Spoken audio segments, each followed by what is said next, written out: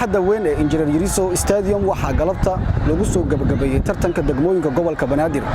waxaana finaalka isku yimaaday labada kooxood kala ah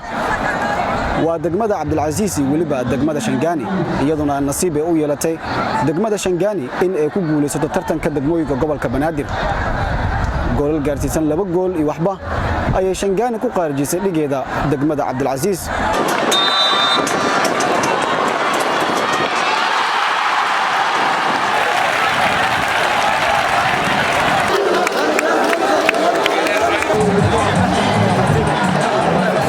ciyaarta intay socotay waxaa garoonka Engineer Yariso Stadium soo gaaray ra'iisul wasaaraha xukuumadda federaalka Soomaaliya Mudane Maxamed Xuseen Roble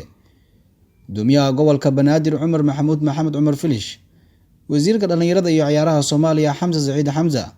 wasiirka wasaaradda gargaarka iyo maareynta musiibooyinka xukuumadda Jamhuuriyadda Federaalka Soomaaliya Khadiija Maxamed Diiriye iyo xubno kale oo ka tirsan dowladda federaalka Soomaaliya kooxda degmada Shangaani ku guuleysay koobka degmooyinka iyo kooxda jagada labaad ee gashay degmada Cabdilcaziz runtii waa dareemi karaa ciyaar finaal markaa soo baxay madaabu dareysto waxaan leeyahay reer Cabdilcaziz sanadka dambe insha Allah hadii Ilaahay raada kulmi waxaan leenahay hambalyo degmooyinka Shangaani iyo Cabdilcaziz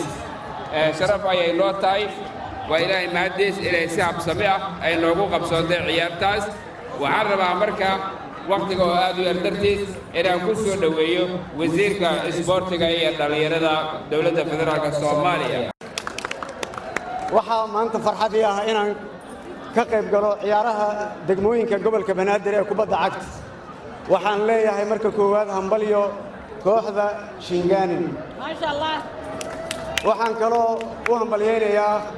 kooxda kaalinta labaad gashay ee degmada Cabdilcaziz sanadka dambe waxaan u rajaynayaa kooxda degmada Cabdilcaziz inay kaalinta koowaad gasho dhalinyarada Soomaaliyeed gaar ahaan dhalinyarada gobolka Banaadir waxaan leeyahay hambalyo waxaan rabaa halkan inaan tacsi uga diro shilkii maalin dhaweed ka dhacay maqaayadda Davina ee number 4 ku taalo oo ay nooga geeriyoodeen dhalinyaro aad noogu culus kana mid ahaa dhalinyarada Soomaaliyeed ee wax u soo bartay dalkooda waxaan Ilaahay uga baryayaa inuu naxariistii janno siiyo kuwa xanuunsan oo dhaawac ka soo gaarayna Ilaahay uu si dhaqso lagu soo bogsiyo waa mahadsantiin ka soo qaybgalkiina والسلام عليكم ورحمة الله وبركاته يسلم محمد أحمد بولشي تي في مقالة مقدشو